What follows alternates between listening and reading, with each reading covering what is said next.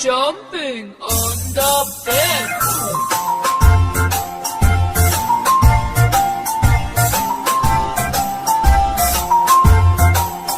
Three little monkeys jumping on the bed.